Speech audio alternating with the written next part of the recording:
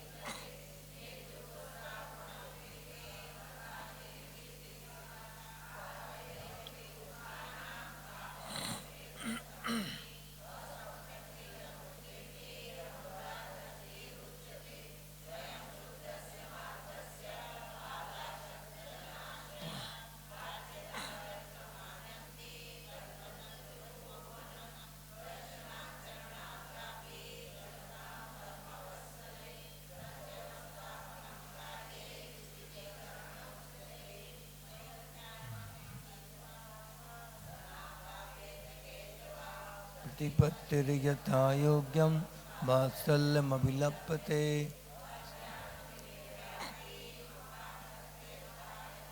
जिनशासन माहात्म्य प्रकाशा स्यात् प्रभावना।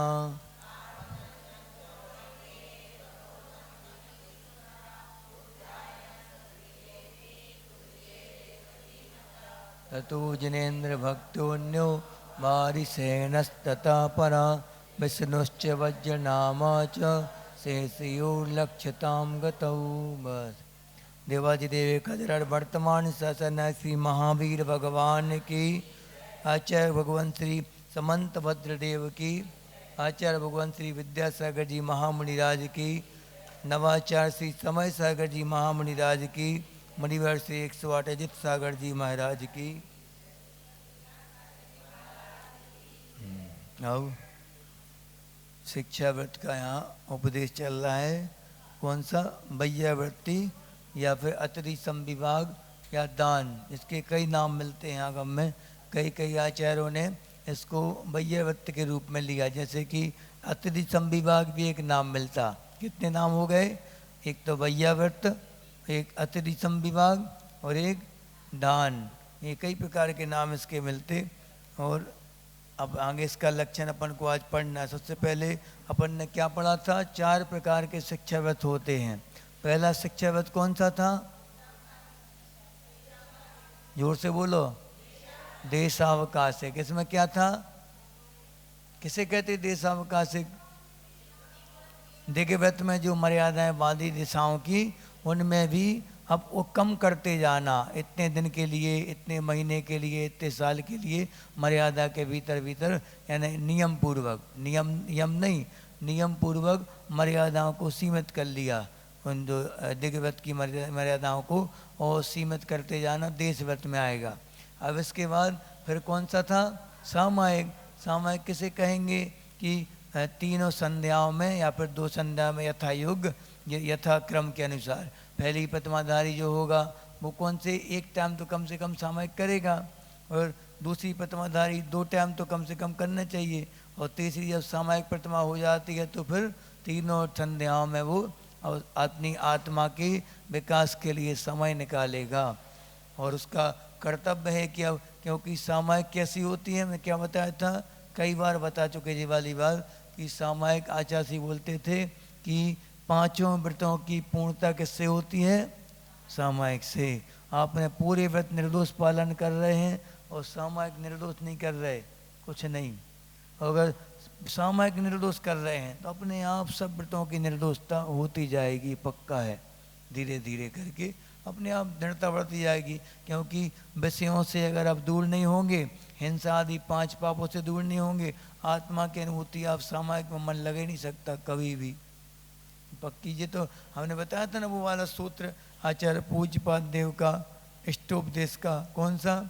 यथा यथा समायाति संवित्तौ तत्तमोत्तमम् तथा तथा न रोचन्ते विषया सुलभापि। यानी कि जो आसानी से प्राप्त होने वाली पंचेंद्री के विषय भी जिसको कैसे लगें? रुचिकर ना लगें। ये किसकी निशानी है? यथा यथा समायाति, यानी कि जैसे जैसे उसकी आत्मा की वो रुचि बढ़ती जाती है तो उसको आसानी से मिलने वाली पंचेंद्री के विषय भी रुचते नहीं हैं कभी भी। और ये भी बताया यथा यथा न रोचन्ते विषया सुलभापि तथा तथा समायाति संवित्तौ तत्तमोत्तमम्। दोनों गाथाएं बोल दी उनने। अगर जैसे जैसे पंचेंद्री के विषय अच्छे नहीं लग रहे तो आत्मा की रुचि पक्का होगी, और आत्मा की रुचि हो रही है तो पंचेंद्री के विषय अच्छे नहीं लगेंगे। दोनों तरफ बता दिया। देखो ये आचार्यों की कला जी तो है, निशानी बता दी ने कि अगर आपका मन पंचेंद्री के विषय में अगर महाराज जी दोनों में लग रहा हो, तो यहाँ भी लग रहा है कि अच्छे बढ़िया थिएटर में मूवी देखें, पिकनिक मनाने जाएं, अच्छे अच्छे स्थानों पर घूमें, तुम्हारे चाचा कोटा ऐसी ऐसी जगह पे जाएं, और यहाँ भी मन लग जाए, क्लास ही पढ़ लेंगे हैं, और अच्छी आहार दान भी देंगे, सब कुछ करेंगे। तो ये बताया कि इस सामायिक का धारी जो पुरुष होगा या आत्मा जो होगी सामायिक का जो लीनता करने वाली, वो निश्चित है कि पंचेंद्रिय के विषयों की ओर रुझान नहीं होगा। आसानी से मिल रहा है, सब कुछ हो रहा, तब भी वहाँ रुचि नहीं होगी, मन ही नहीं जाएगा वहाँ। अगर मन वहाँ जा रहा है तो सीधी सीधी बात है कि आपका मन अभी यहाँ लग नहीं रहा। हाँ, नहीं तो जो सामायिक में मन जिसका लगता है वो घड़ी इंतजार करता है उस समय का कि कब 7 बज जाए, बार बार घड़ी देखता, 12 बज गया क्या, क्यों देखता घड़ी? आकुलता नहीं है, आकुलता मिटाने वाला समय देखता है वो, कब हम अपने निराकुल हो सके, कम से कम 48 मिनट तो हम निराकुलता के साथ जी सकें दिन भर में, कम से कम 48 मिनट के 3 अटेम्प्ट तो दे सकें जिनमें हम निराकुलता के साथ और अपनी आत्मा का ध्यान कर सकें, अपने भावों को पकड़ सकें कि किस तरफ जा रहे हैं हमारे भाव। इन भावों की पकड़ कब होती है? संध्या काल में होगी। आसन की स्थिरता रहेगी तो अपने आप उस तरफ जाएगा मन। फिर कहाँ जाएगा? पंचेंद्रिय को विषयों से रोक लिया, दीवार तरफ मुँह करके बैठ गए, या फिर ऐसी जगह पर जहाँ पंचेंद्रिय के विषय आसानी से अपने टच में ना आ पाए, ऐसी जगह पे बैठे, और फिर अपने आप जब अभ्यास हो जाएगा, आसन सिद्ध हो जाएगा, अपने आप आएगा। फिर कहाँ जाएगा मन? मन को बस एक बार रोकना कहाँ है? पंचेंद्रिय की ओर जाने से रोकना। कैसे रोकना? जबरदस्ती नहीं।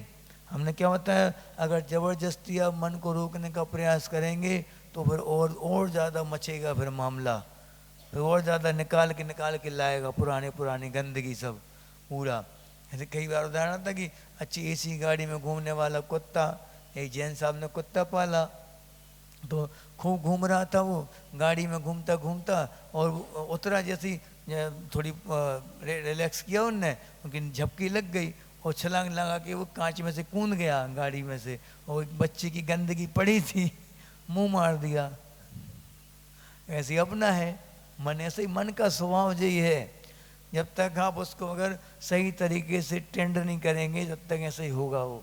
आचार्य का दुआ बताया था ना क्या हो गया है मुझको समझ में न आता, क्यों बार बार मन बाहर दौड़ जाता, स्वाध्याय ध्यान करके मन रोक पाता, पैसवान सा सदा मल शोध लाता। नहीं समझे क्या? क्या हो गया है? आचार्य लिख रहे जी बात कि मन कैसा है स्वभावन का, बार बार मन बाहर दौड़ जाता, स्वाध्याय ध्यान करके हम जैसे तैसे उसको नियंत्रण में लाते हैं, लेकिन पे माने किंतु, स्वान स्वान यानी कुत्ता, कुत्ते के समान मल शोध लाता, मल के ऊपर मुंह मारता जाके सीधा, उसका अब काम ही ये है। कितनी अच्छा महाराज जी, कुत्ता कभी हम अच्छा शुद्ध शुद्ध खिलाए उसके लिए, फिर मारेगा, मुंह तो मारेगा, सूंघेगा तो जाके पक्का सूंघेगा वहां जाके वो, इसलिए उनकी शुद्धि कभी हो नहीं सकती कुत्तों की या कोई मांसाहारी जानवरों की। शाकाहारी पालोगे तो पालोगे नहीं, कौन? गाय तो पालोगे नहीं, कुत्ता पालने की पड़ी। दीवाल तरफ मुँह करके बैठते थे, लेकिन अब शुरुआत में हम लोगों को बताया था चाची ने, मैंने सोचा कि अब कुछ नहीं करना, बस आत्मचिंतन करना है, अपनी दीवाल तरफ मुँह करके बैठे रहेंगे। अब इतने युवा साधु थे, आचार्य थे, और उनके पद के योग्य उनके कार्य थे बहुत सारे, वो कार्य भी तो करना आपको। तो फिर वो अब अंदर बहुत टैलेंट था उनके, अब वो टैलेंट कहाँ जाएगा? आप रोक नहीं सकते कभी क्रियाओं से अपने आप के लिए, और जितने लोग का जीव आपसे जुड़ेंगे उनका कल्याण कौन करेगा फिर? तो फिर आचार्य सोचा ये तो बहुत मुश्किल निकला, दीवार तरफ मुँह करके आरण सिद्ध करना तो बहुत मुश्किल निकला। फिर हम कहते उतरे अखाड़े में अब क्या करें, उनका भी तो कल्याण करना, जो जीव हमारे संपर्क में आएंगे उनका भी तो कल्याण होना चाहिए। फिर आचार्य किस काम के? मुनि करें तो फिर भी ठीक है, आचार्य नहीं कर सकते ऐसा कभी। आचार्यों का काम है कि आप सुपर कल्याणकारी कार्य आपको करना पड़ेंगे हमेशा, बैठ नहीं सकते आप शांत। आचार्य शांत बैठ गया तो फिर समस्या बन जाएगी, दोस्त लगेगा उसको इतने सारे भव्य जीवों को आपको मोक्ष मार्ग में लगाना है, अपना भी हित करना है और साथ साथ उनका भी हित करना है।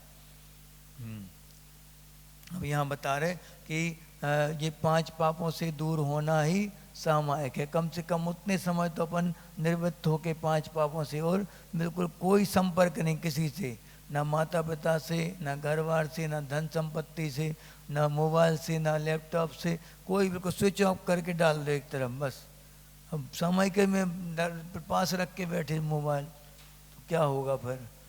पूरी दुनिया है उसमें, मोबाइल में पूरी दुनिया है, कोई ना कोई मैसेज आ गया पढ़ने लगे, कौन सा मैसेज आ गया है, कोई मान लो फोन आ गया किसी का, किसका है, जरूरी है तो अभी मैसेज कर दिया, अभी सामायिक कर रहे हैं हम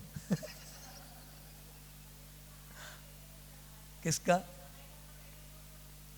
हाँ तो मंदिर में तुम एक कोण ना पकड़ो, हाँ इतने सारे भगवान तो हैं, कोई भगवान की तरफ मुँह करके बैठ जाओ, अंदर थोड़ी कोई घुसेगा, अंदर घुसेगा क्या कोई? अंदर जाना मना है उनका, बिना शुद्धि कपड़े पहने अंदर जा नहीं सकते। अच्छी सुविधा है यहाँ तो, बहुत अच्छी सुविधा है। मुनि सुब्रतनाथ को पकड़ लो, उनके बैरिकेड्स के पास बैठ जाओ, वहाँ कोई अंदर जा नहीं सकता, आजू बाजू हम देखेंगे नहीं, या तो भगवान या फिर माला नीचे, और कोई दिखना ही नहीं।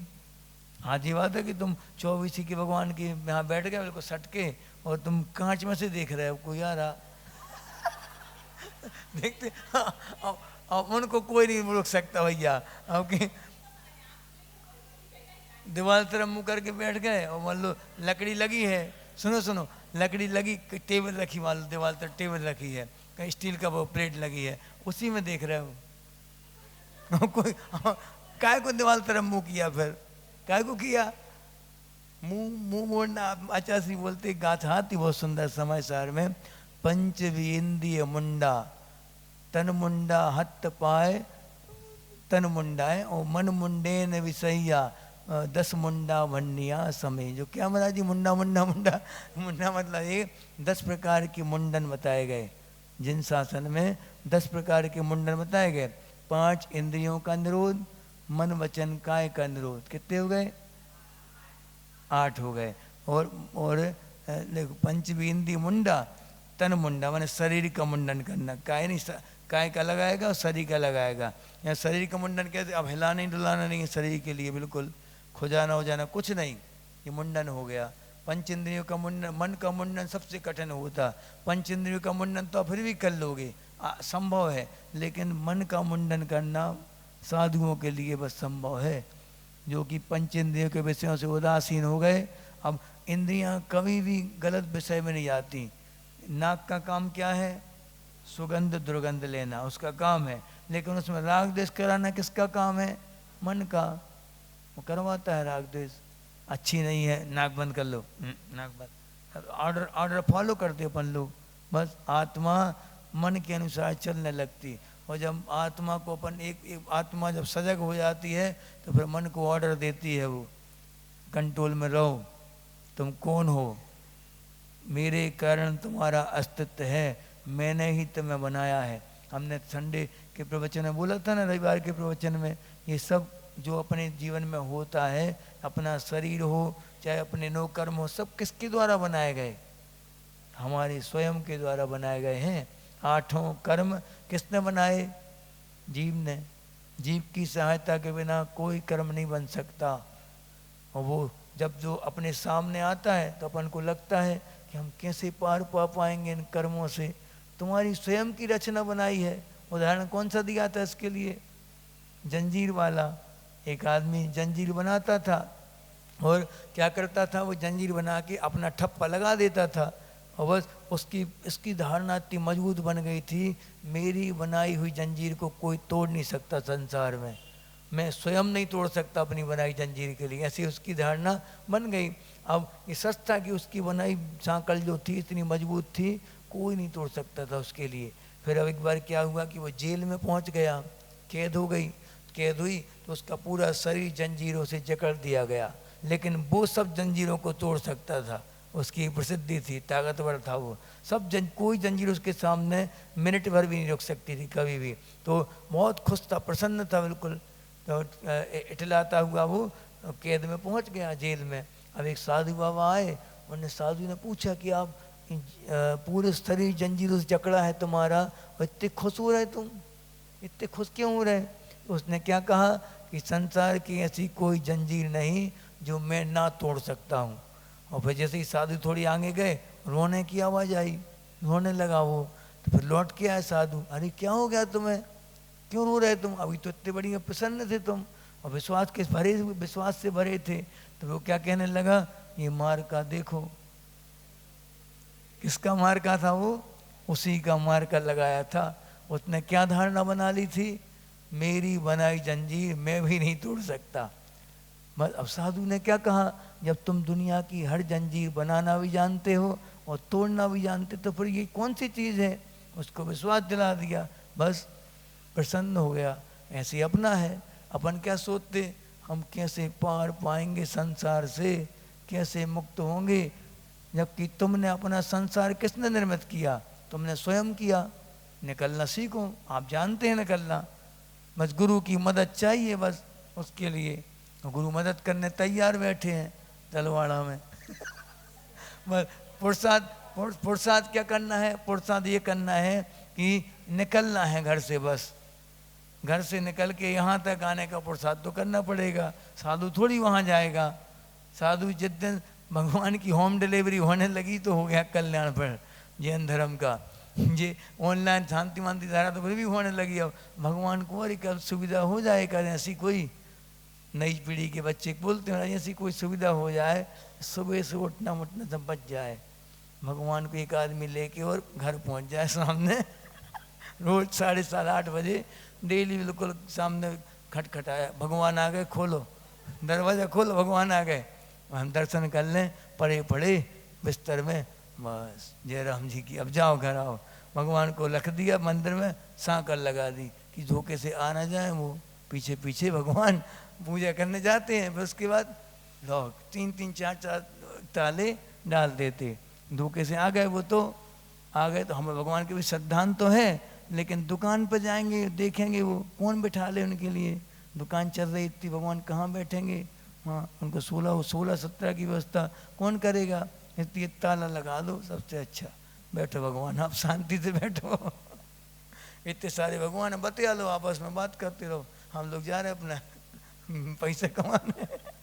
हाँ, ऐसा ऐसा रोल है अपने जीवन में भगवान का, ऐसा करना नहीं, ऐसा रोल होना नहीं चाहिए। भगवान की जो पूजा करी है वो दिन भर गूंजती रहनी चाहिए।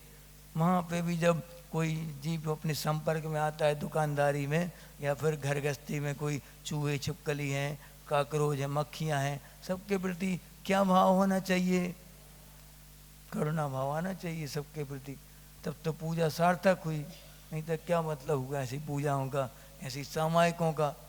सामायिक कर रहे, पारा भावना का चिंतन हो रहा, बाद में कर्म क्षेत्र में जब गए सामायिक करके तो और दुगने उत्साह से पाप कर रहे। 1 घंटा खराब हो गया सामायिक में, वसूल करेंगे अब। हाँ, 1 घंटा खराब हो गया ना, इसलिए और दुगने वेग से पूजा पाप करने। नहीं, ऐसा नहीं, पापों के करने में उत्साह की कमी होनी चाहिए। फिर सामायिक जितनी जितनी बढ़ती जाएंगी, निर्दोष सामायिक बढ़ती जाएंगी, उतना उतना अपने जीवन में पापों के प्रति लगाव कम होता जाएगा, पाप करने के प्रति। अब करना ही पड़े, पहली बात तो टालते रहो टालते रहो टालते रहो, और एकदम ये आवश्यक ही है वो करना, तो करना पड़े। करो लेकिन बुझे मन से करो। जैसे भोजन बनाना, एक बुझे मन से भी हो सकता, शाम का भोजन बुझे मन से बना लो, परिवार वालों को खिलाओ। उसमें भी चाहे तो एक ये भी दृष्टिकोण लगा सकते कि परिवार के आरोग्य के लिए हो, इन सबको सही दिशा मिल जाए, सही निर्देशन मिल जाए गुरुओं का, ये जुड़ सकें धर्म से भगवान, इसलिए हम इनको आज भोजन आज का इनको खिलाने के लिए बना रहे। इतनी हिंसा हमने करी, इसका फल ये मिल जाए हमें, बस इनका कल्याण हो जाए, ये भी सही मार्ग को चुन सकें, इसी भावना के साथ बनाओ। कैसे नहीं होगी निर्जरा कर्मों की? होगी। अपन जानते नहीं कला, वो फंसते जाते अपन। अब हम इनको आ गई भी रोटी बनाने, भी चली गई बहु सागर, हम इनको बनाने रोटी। ऐसी भावना से बनाओगे तो कर्म बनेंगे। क्रिया तो करनी ही पड़ेगी आपको, चाहे बुझे मन से करो चाहे उत्साह से करो, तो अच्छे मन से करो ना। फिर क्रियाएं जब करना ही है अपन को, कपड़े धोना पड़ेंगे, अब बरौनी नहीं आई तो झाड़ू पोछा भी लगाना पड़ेगा, तो अच्छे मन से लगाओ। इतने जीवों को अच्छा हुआ आज वो काम वाली बाई नहीं आई, आज वो बिना देखे बिना शोधन करे करती जाती थी झाड़ू पोछा, लाखों हजारों चीटियों को निपटा देती थी वो। आज कम से कम हमारे माध्यम से इतने जीव बच जाएंगे। करो, अहोभाग्य मान के करो तो साता बंधेगी, नहीं तो हाँ पहली बार काम वाली नहीं आई, अब जो काम पगार काटेंगे उसकी। दुश्रुति अपध्यान जी चलेगा उस दिन रात। अपध्यान क्या है? दूसरे त्रियंचों मनुष्यों के बारे बात नहीं, त्रियंचों मनुष्यों के बारे में खोटा विचार करना। हाँ कि वो वहाँ जो नहीं आया वो देखेंगे, अब पगार काटेंगे अगली बार से, अच्छी सुनाएंगे हम खरी खोटी, उनसे बोल दें, उनके यहाँ काम करती उनसे बोल देंगे काम से निकाल दो उसके लिए। ऐसे क्या है, बैठे ठाणे आप अपध्यान, पता तो कर लो क्यों नहीं आई।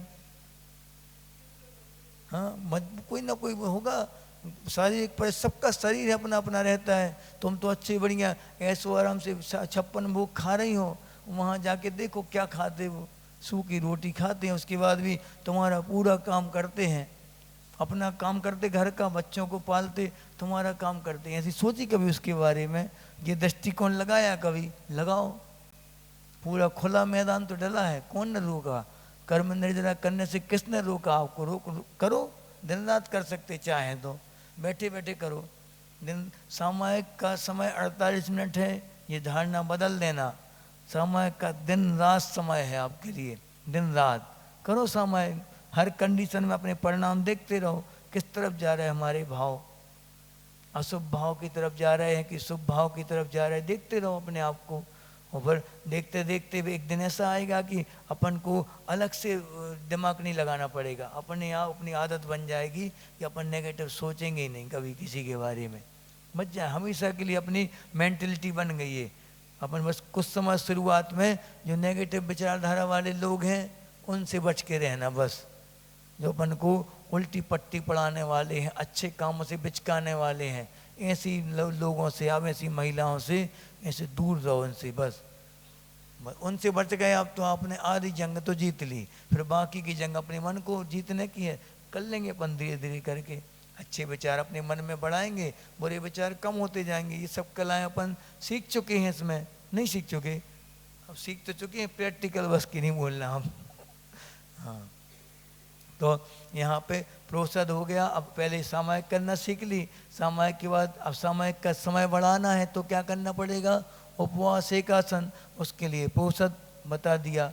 अब प्रोषद का समय क्या है कि अष्टमी चतुर्दशी और उसके आसपास के दिन दोनों भी क्या हो गई, प्रोषद प्रोषदोपवास प्रतिमा हो गई और शिक्षाव्रत हो गया। अब इसके बाद वैयावृत्ति आ गई। अब ये बहुत बड़ी बात हो रही है यहाँ पे, इन दोनों का धारी जो होगा वो वैयावृत्ति करने के योग्य होगा। वैयावृत्ति के लिए इतनी इतनी प्रशंसा करी है आचार्यों ने। अब वैयावृत्ति करने से क्या हो सकता, तीर्थंकर प्रकृति का बंध भी हो सकता। आप सोचो, कोई तीर्थंकर 16 करण भावना में वैयावृत्ति का भी एक स्थान रखा गया इतना बड़ा स्थान है वैयावृत्ति। वैयावृत्ति के कारण ही मोक्ष मार्ग चलता है। वैयावृत्ति नहीं करें, साथ आज ही पढ़े थे अष्टपहड़ में, उसमें आया कि अगर जो व्यक्ति वैयावृत्ति नहीं करेगा तो एक भी गुण उसके अंदर रह नहीं सकता कभी भी। उदाहरण क्या दिया उनने कि सूखे सरोवर में हंसों का कुल या हंसों का परिवार क्यों रहेगा, जब पर सरोवर सूख जाएगा क्यों रहेगा हंस वहाँ मरने के लिए। इसीलिए जिसकी वैयावृत्ति से रहित जो साधु होगा या श्रावक होगा वो उसके अंदर कोई भी गुण नहीं रह सकते, सभी गुण उसके अंदर से बाहर निकल जाएंगे पूरे। यह विशेषता, कितना बड़ा महत्व है वैयावृत्ति का। पूरा मोक्ष मार्ग चाहे वो गृहस्थों का हो चाहे मुनियों का हो, सब मात्र वैयावृत्ति से चलता है, वात्सल्य से चलता है। वात्सल्य उपगुण स्थितिकरण सब क्या है, वैयावृत्ति के अंग हैं ये।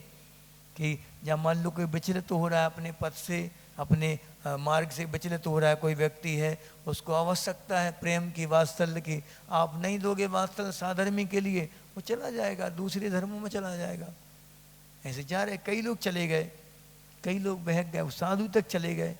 वैयावृत्ति का अभाव था, नहीं संभाल पाए साधु, उसके वैयावृत्ति नहीं कर पाए। मानसिक वैयावृत्ति सबसे बड़ी वैयावृत्ति कहलाती।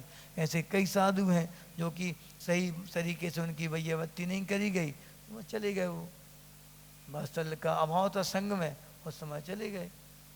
इसलिए आचार्य जी बोलते कि हमेशा वैयावृत्ति की कभी भी कमी होनी नहीं चाहिए, कभी भी अति भी नहीं होनी चाहिए। अति कैसी, जब बिल्कुल हाथों हाथ पे रख रहा है महाराज जी को, थोड़ी सी छींक आ गई, महाराज जी ये टैबलेट, महाराज जी ये गोली, वैद्यराज जी को बुला दो, देख अरे थोड़ी शांति तो पकड़ो। सहन शक्ति देखते हुए उनको वैयावृत्ति करनी चाहिए, उनकी सहन शक्ति बढ़ाते जाने। जैसे आचार्य के पास कोई केस जाता है, आचार्य क्या बोलते, सबसे पहला डायलॉग यही रहता है आचार्य का, वहाँ ध्यान नहीं देना, वहाँ मन भी नहीं लगाना। हाँ, ना कुछ लगाना है, ना कुछ खाना है और ना कुछ मन भी नहीं लगाना वहाँ। बस ये उनका पहला सूत्र था। इसका मतलब क्या है, अपनी तकलीफ की ओर जितना ध्यान जाएगा उतना ही आपको आर्त ध्यान होगा, और आर्त ध्यान होगा तो असाता बनेगी, ये पक्का है। असाता बनेगी तो अब जैसे थोड़ी सी फुंसी होती है, जब मान लो यहाँ कोई कुछ हुआ, मान लो किसी के लिए, अब उसी तरफ ध्यान जा रहा बार बार, हम इनको होता है, पिछली बार ये फुंसी हुई थी, उसमें तकलीफ हुई थी, फिर से हो गया, फिर से चलेगा। सब तो क्यों कौन से कर्म करे थे हमने। पर जितना तुम ध्यान लगाओगे वहाँ पर इतनी सी तकलीफ अपन को आती उदय में, इतना बड़ा बना लेते अपन उसके लिए। अब क्या होगा, आपकी जो साता की बारी आने वाली थी वो असाता के रूप में निकलेगी। वो द्रव्य, दो द्रव्य होती, देखो क्या कहते, वेदनी कर्म एक बनता है, वेदनी कर्म एक बनता है, लेकिन साता असाता जीव के परिणामों से उदय में आती है। आपके अगर वर्तमान में अभी आपकी असाता उदय में आ रही, लेकिन आप अगर सजगता के साथ गुरुओं के वचन सुन रहे हैं, धर्म सभा में बैठे अपन सब मिलके, दोस्तों में कौन सा उदय आएगा, असाता भी साता के उदय में आ रही आपकी, मान के चलना 100%। और अगर कहीं और बैठे होते अपन विषय भोग में, तो क्या होता वहाँ पे, साता भी असाता के उदय में आती है। वहाँ बार बार उसी की ओर ध्यान जा रहा। अब जैसे मान लो पंखे चल रहे हैं, यहाँ पे पंखे बंद होते थे उस समय आपको ध्यान नहीं जाता था, उस समय देखो कितना अच्छा अभ्यास हो गया था, फिर से अभ्यास बिगड़ गया पूरा, फिर से चलने लगे छत्रपति। हाँ, उस समय कितना बढ़िया अभ्यास होगा तो सब क्या परिसय सहन करते हुए शास्त्रों का अध्ययन होगा तो निश्चित है कि वो अंतिम समय में वो ज्ञान विपत्ति में काम आता हमेशा। जो कठिनता के साथ जो अध्ययन किया जाता है शास्त्रों का वो गुरुओं के मुख से वो निश्चित संलेखना के समय में कभी भी विस्मरण नहीं होता। और सुख संपत्ति के साथ जो होगा जल्दी विस्मरण हो जाता हो। आप समझ लो क्या करना कल से, आज से भी कर सकते चाहें तो, अभी से कर सकते चलो हम बोल ही सकते, हम कहेंगे पंखा बंद करो तब भी हमें दोष लगेगा क्योंकि वो वायु के जीवों की उत्पत्ति तो हो रही, आपका त्याग थोड़ी है। हमारा तो त्याग है चलाने का भी बंद करवाने का भी, तुम्हारा नहीं है। अब वैयावृत्ति शिक्षावृत पढ़ेंगे अपन आज। दानम वैयावृत्यम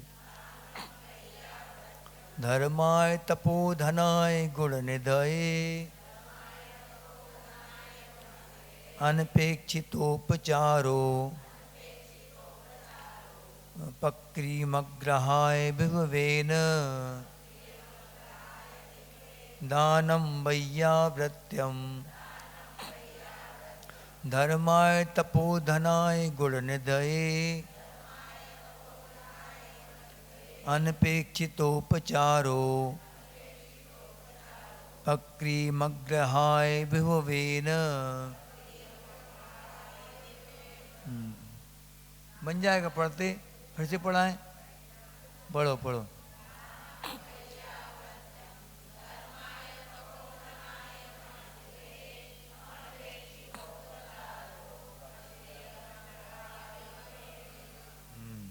अब देखो दानम सबसे पहले तपोधना यानी किन के लिए देना दान, तपोधन यानी तप ही जिनका धन है। कौन है वो? साधु, तप ही जिनका धन है, तप धन से युक्त हैं और गुण निधि यानी कि रत्नत्रय रूपी गुणों की निधि से जो संयुक्त हैं। उत्तम क्षमा आदि, उत्तम विशेषण क्यों लगाया गया? उत्तम पुरुषों के द्वारा जो पालन किए जाते हैं वो क्या कहलाते? 10 धर्म कहलाते। उत्तम क्षमा आदि श्रावकों के लिए नहीं उत्तम विशेषण, मुनियों के लिए उत्तम विशेषण लगाया गया कि यहाँ पे मुनियों के द्वारा जिनका पालन किया जाता है, आचार्यों के मूल गुण में शामिल जो रहते हैं, ऐसे 10 धर्म, इसलिए उत्तम विशेषण लगाया गया। ठीक है, तो तपोधना यानी तप रूप है, आचार्य के मूल गुण में आते 10 धर्म, 12 भावना ऐसे आते, 6 आवश्यक है, 36 में, हाँ 28 आचार्य की बोली हमने, साधु की बोली क्या?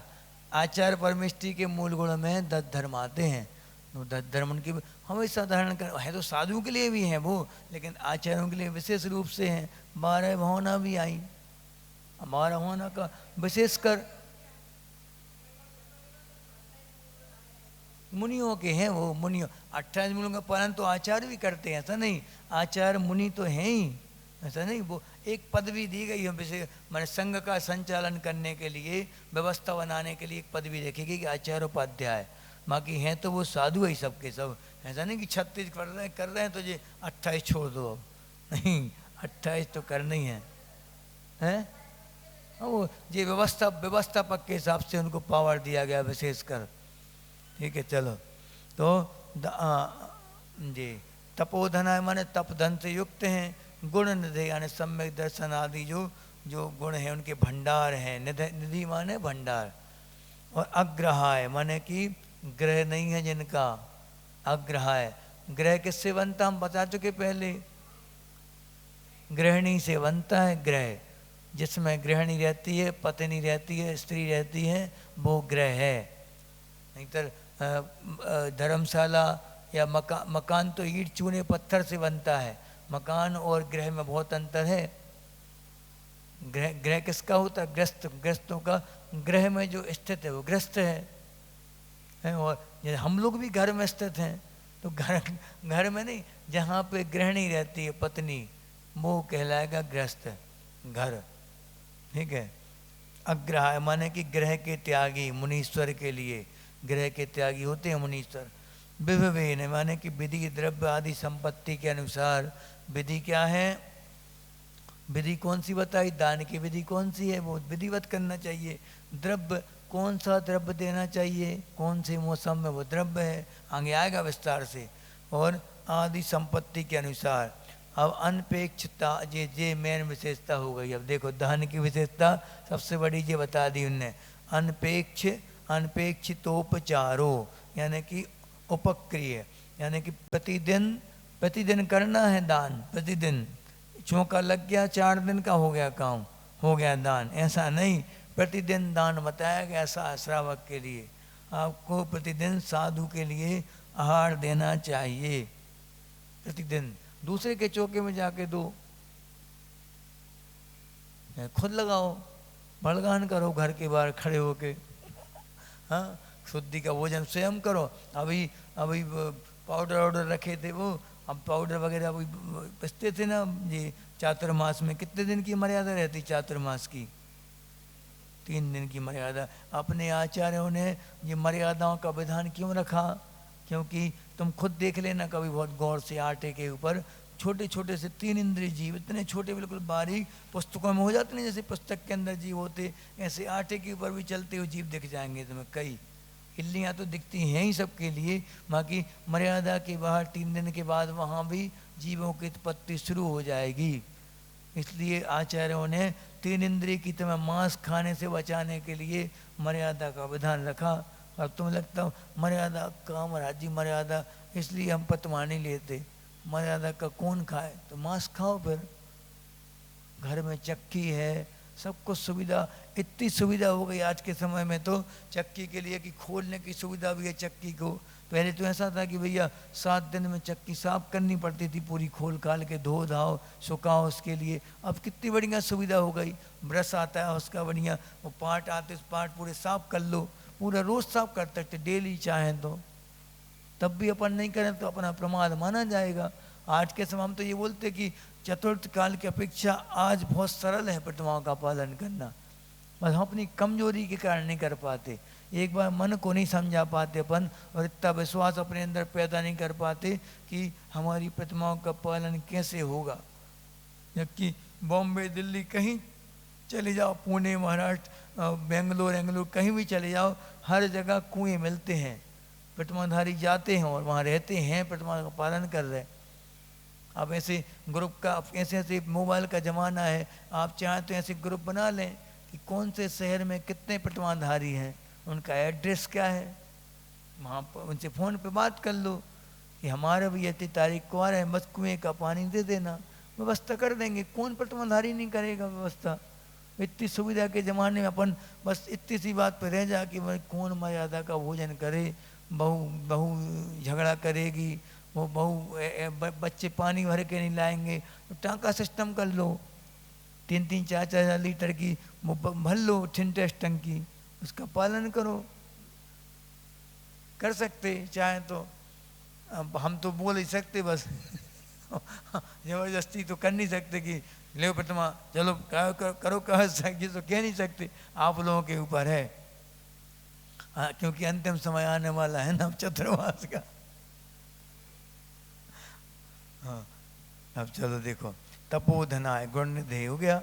अनपेक्षिता यानी प्रतिदिन करना है ये, और दान देना, और कैसे? प्रति उपकार की इच्छा के बिना, कि महाराज जी को आहार देंगे तो हमारा धन धान से संपन्न हो जाएंगे, ऐसा कोई उपकार इच्छा ही नहीं कोई।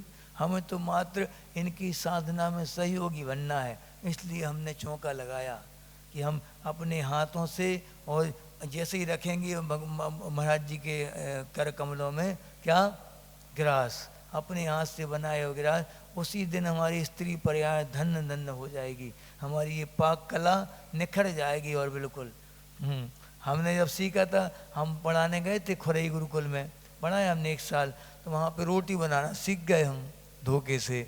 अब सीख गए तो पूरी रोटी बनाने लगे। अब हमें लगा कि जी बहुत बड़ी कला सीख गए, अब तो भले वो मैंने एक्सीडेंटली सीखे हों, लेकिन सीख गए। तो हमने सोचा अब इस कला जी सीख गए, इसका अब हम सदुपयोग करेंगे। तो हमने नौकरी छोड़ छाड़ के और सीधे कहाँ पहुँच गए? आचार्य श्री के पास चौका लेके। हम थे, समरथ सागर जी थे और निरापद सागर जी थे और एक और थे भैया जी। 4 ब्रह्मचारी चौका लेके पहुंच गए वहाँ। और उस दिन हम लोगों का नियम था चौके का, कोई महिलाएं प्रवेश नहीं करेंगी चौके में मात्र 4 लोग बनाएंगे, मांजेंगे, धोएंगे, सब हम लोग करेंगे पूरा। लेडीज़ की नो एंट्री। लेडीज़ कब आती थी? 9:30 के बाद पड़गान करने के बाद। जिनके चौकी खाली गए आइए, क्योंकि आइटम ज़्यादा बना नहीं पाते थे क्या बनाते थे? दाल चावल रोटी, 2-3 प्रकार की दाल बना ली, रोटी बना ली, पराठे बना ली और चावल दलिया बना लिया, बस इतनी चीज़। एक आध खीरी बना ली, सब्जी बना ली 2-3 प्रकार की, हो गया काम। बाकी नमकीन सेवे वो सब महिला बनाती। खूब चौके लगते थे, 80-80, 90-90 चौके लगते थे। हम लोग ब्रह्मचारी थे तो एडवांस था हम लोग के पास, तो हम लोग को एडवांटेज मिलता था। महाराज जी लोग जल्दी जल्दी आते थे, जितने खाली चौके जाते थे वो महिलाएं भी जानती थी। बातचीत नहीं, शकुंतला बात नहीं कर। हाँ, महाराज जी लोग वो सब चौके वाले जानते थे कि भैया जी के यहाँ ज़्यादा बना नहीं पाते जी लोग, तो अपने अपने आइटम लेके आती थी महिलाएं वो। हाँ, अब लाई तो चलाई अपने हाथ से, आप चल शोधन हमसे करवा दो, चला दिया, चला दो। अब वो कहेगी भैया जी आप रख लो इसके लिए, तो क्यों चलाना है? अगर महाराज जी को लिए रख रहे हैं कि सबके लिए रख रहे हैं? हम लोगों के लिए। उन्होंने बोला कि महाराज जी के लिए, तो हम लोग टच भी नहीं करते थे उनको कभी भी। और उन्होंने कहा कि आप लोग भी ले सकते, तो फिर वो टच करते थे, ले सकते थे। अनुमति आपकी होनी चाहिए, इसलिए कोई ना कोई चीज़ लेके जाना चाहिए इस चौके में ज़रूर। और नहीं तो रखा हो वहाँ पे जाके। उन्होंने कहा कि किसको चलाना है? उन्होंने कहा महाराज जी को, तो फिर महाराज जी को चला के उनकी वापस रखा हो। नहीं तो फिर उन्होंने कहा आप भी ले सकते प्रसाद के रूप। मैंने सही, तो फिर ठीक है आप भी ले सकते। पूछ पाछ के होना चाहिए हर काम। ये बता दिया कि कोई अपेक्षा नहीं होनी चाहिए कि हम आहार दान क्यों दे रहे हैं। हमारी लौकिक कोई इच्छा नहीं होनी चाहिए कि मुनियों को आहार देने का फल ये मिल जाए, वो मिल जाए, पास हो जाए हम। अच्छा आज जन्मदिन है हमारा, तो जन्मदिन के दिन दे रहे तो क्यों दे रहे? क्योंकि हमारा पूरा जन्म इन देव सद्गुरु की सेवा में निकले, इनके चरणों में निकले हमारा अंतिम श्वास तक। ऐसे ही हम सेवा करते रहें साधुओं की, गुरुओं की, इसलिए आहार दान दे रहे। अगर ये सोचेंगे कि हम और खूब धंधा चलने लगे, हमारी दुकान पे चौका लग रहा है, क्यों? क्योंकि हमारी समृद्धि बनी रहे, समृद्धि बनी रहे, हम दान करते रहे, इसलिए ठीक है, अच्छा है कि हम दान करते रहें, हमारे यहाँ परंपरा बनी रहे दान की। हाँ, अग्रहाय विवेन, ये सब बता दिया। अब देखो यहाँ पे दान कितने प्रकार का होता है, अपन अब समझे। 4 प्रकार का दान तो पढ़ा ही है आप लोगों ने। कौन सा? अभय दान, शास्त्र दान, ज्ञान दान, ये 4 प्रकार का। ये दान किसको देना चाहिए? साधुओं के लिए दिया जाता है दान। लेकिन और भी दान के प्रकार बताए गए, रासिक दान, तामसिक दान और सात्विक दान, ये 3 प्रकार के और दान बताए गए। रासिक दान किसे कहते? रासिक दान वो कहलाता कि किसी न किसी स्वार्थ के वशीभूत होकर दे रहे, अगर कि ये हमारे ऐसा ऐसा काम हो जाए, ऐसी ऐसी हमारे बिजनेस में प्रॉफिट हो जाए, प्लाट बिक जाए, ऐसी ऐसी तरीके से दान अगर दिया जा रहा है, तो वो कौन सा दान है? तामसिक दान। तामसिक दान कहलाएगा पहले वो, ठीक है, क्योंकि आपकी इच्छा निदान टाइप में हो गई, चाह रहे आप उसका कोई ना कोई फल। और रासिक दान किसे कहते? कि हम इतने पैसे देंगे, हमारा नाम लिखना चाहिए, प्रशस्ति क्यों नहीं लिखी, ये नाम क्यों छूटा हमारा, जमीन का फर्श हमने बनवाया, लिखो वहाँ पे, क्यों नहीं लिखा, मूर्ति में प्रशस्ति लिखो हमारे नाम की। नहीं, वो लिख रहे, कमेटी वाले खुद लिखेंगे, वो लिख रहे लिखने दो, बाकी आप चला के बोलो हम पैसे नहीं देंगे जब तक वहाँ नाम नहीं लिखेगा। क्या है ये? रासिक दान है ये हाँ, नाम की चाह जहाँ रहेगी वो रासिक दान। महाराज जी से पूछते कई लोग, हमसे कई लोग पूछते, हमसे क्या सभी महाराजों से पूछते, महाराज जी आज ठीक हुए, 5 स्टार जैसा लगा चौंका कि नहीं हाँ, पूछते कई लोग, महिलाएं जिनको बहुत घमंड रहता है अपने बनाने पे, उनकी बहुत तारीफ मिलती है, जिनके लिए इनका चौंका तो नंबर 1 का है। हाँ, अगर कोई ढाबा देखना, 5 स्टार ढाबा देखना हो, उस चौकी में जाओ। जैसे कई लोग मान लो प्रशंसा कर दी कई लोगों ने, तो फिर फूल गई वो कुप्पा हो गई फूल के। अब हर जगह महाराज जी लोगों से भी वो क्या अपेक्षा रखेगी, अब अपेक्षा क्या रखेगी, महाराज जी हमारी तारीफ करें। महाराज जी को क्या करना, कौन सी 5 स्टार होटलों की कमी थी। ब्रह्मचर्य अवस्था के पहले जाते नहीं थे कि हम लोग कभी, हम लोग ऐसे ही आ गए क्या भिखमंगा परिवार से हैं, सबके सब राष्ट्रीय परिवार से आते हैं। क्षत्रिय कुलों का धर्म है ये, बनियों के हाथ में लग गया धोखे से। वो क्षत्रियों का धर्म है जो कि स्वयं रक्षा करते हैं और दूसरों की रक्षा करते हैं, वो क्षत्रिय कहलाते। ऐसे लोगों के द्वारा मुनि पद को धारण किया जाता था। तो उन लोगों से तुम क्या उम्मीद कर रही, ये चक्रवर्ती था, कोई चक्रवर्ती से मुनि बन गया और उससे तुम बोलो अच्छा लगा भोजन, तुम कहाँ दोगी तुम उसको भोजन। चक्रवर्ती है वो, 365 दिन के 365 रसोइया है उनके पास, तुम क्या खिलाओगी बताओ, क्या तुम्हारी कला होगी। जो चक्रवर्ती का रसोइया सर्व कलाओं में निपुण होता, संसार का कोई ऐसा आइटम नहीं होता जो बनाता ना हो। आप सोचो, उनसे पूछ रही तुम ठीक लगा, अच्छे टेस्टी था महाराज जी यार ऐसे ऐसे पूछ जाते लोग, तो हम क्या बोले, हम उनसे हंस के टाल देते। गुस्सा करना स्वभाव नहीं है साधु का, इधर बताएं फिर हाँ ऐसे ही महाराज जी हमारे नसर सगा जी तो होटलों में खाते थे, 7 स्टार 5 स्टार, खूब बड़े बड़े होटलों में, खुद की कमाई करते थे, बड़े बड़े होटलों में जाते दोस्तों के साथ। उनकी माँ पूछती थी, जब उन्होंने व्रत ले लिया तो घर पे खाने लगे, पहले होटल में खाते थे वो, तो माँ पूछती थी, मौन से भोजन करते थे, या फिर बोलते भी तो बहुत कम, अभी भी बहुत कम ही बोलते हो। तो उनसे पूछो कि मम्मी पूछती थी उनकी अच्छा लगा भोजन, अच्छा लगा रोज़ पूछती थी। तो उन्होंने बोला कि एक आध दिन बोलना चाहिए अपन को तो उन्होंने क्या कहा, इतना बाहियात भोजन बना है, वो तो हमारा नियम है घर के खाने का, हम खा रहे हैं, हम कुछ नहीं कह रहे, तो तुम कुछ भी कहती जाओ, हम स्पाइसी खाना खाने वाले हैं, तुम्हारा कैसा लगेगा ये घर का भोजन। इसलिए कुछ बोलो मत, हम चुपचाप खा रहे तो खाने दो हमें चुपचाप इसलिए पूछना नहीं, अभिमान नहीं होना चाहिए कभी भी, पाक कला का अभिमान नहीं होना चाहिए। हम मानते हैं कि कोई कोई महिलाओं के हाथ में जादू रहता है और ये वरदान रहता है उनके लिए। जिस लड़की के हाथ में रसोई कला आती है या जिसके हाथ में स्वाद रहता है, पूरा का पूरा ससुराल पक्ष उसके पक्ष में रहता है, ये पक्की बात है। हाँ अपने हाथ में रखती वो सबके लिए, उसके लिए ये सिद्धि रहती है। हाँ जिसके हाथ में जादू रहता है ना, स्वाद रहता है, पूरा ससुराल उसका दीवाना रहता है। क्यों नहीं रहेगा, क्योंकि इसका दीवाना सब है संसार तो फिर अपन को इससे बचना चाहिए, प्रशंसा के लोभ से बचना चाहिए। क्यों बना रहे हैं भोजन, कि सबकी समृद्धि के लिए, सबका स्वास्थ्य ठीक रहे, सबका धर्म ध्यान अच्छे से हो जाए, इसलिए हम भोजन बना रहे, ना कि पंचेंद्रियों की अपने मान कसाय की पुष्टि के लिए नहीं तो राजसिक दान क्या कहलाएगा, प्रशंसा की भूख जहाँ रहेगी वो राजसिक दान। और तामसिक दान किसे कहेंगे, हाँ कि तामसिक दान यानी कि कोई ना कोई स्वार्थ है तुम्हारा उसमें, स्वार्थ पूर्ति के लिए कि महाराज जी को अच्छी आय करा दो, हमारा वास्तु बता देंगे मकान का हाँ बच्चे का दवाई बता देंगे, दवाई कुछ बता देंगे महाराज जी, या फिर नाम ले देंगे हमारा मंच पे, आज के बहुत अच्छे हार हुए। कोई कोई पूछती हैं महिलाएं, महाराज जी आज ये पूछ सकते महाराज जी आज हमने बहुत पवित्र भावना से भोजन बनाए थे, आपकी सामायिक निर्दोष हुई, पूछ लीजिए, अच्छा क्वेश्चन है, पूछा करो ऐसा,